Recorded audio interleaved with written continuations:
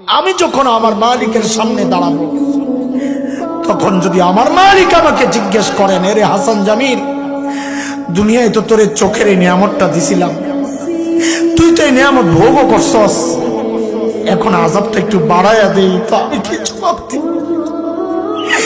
তোকে তো জবানের নিয়ামত দিছিলাম, তুই তো নিয়ামত ভোগও করছস, এখন আযাবটা একটু বাড়াইয়া দেই, তো আমি কি জবাব? এরে যুবক, তুমি কি জবাব দিবা? বাবা, আপনি কি জবাব দিবেন বলেন? কি পুঁজি বানাইছেন বলেন? কোন পুঁজির ভরসায় আমার নিশ্চিন্ত জীবন যাপন করছেন বলেন? নবী আলাইহিস সালামকে জিজ্ঞেস করা হয়েছে, আপনার সবচেয়ে প্রিয় কে? তো নবী বলেছেন আয়েশা। বলে পুরুষের মধ্যে? বলে আবুহা, তার বাবা আবু বকর। আল্লাহর নবীর সবচেয়ে প্রিয় দুইজন মানুষ বাপ বেটি, দুইজনই জান্নাতের সুসংবাদ পাওয়া।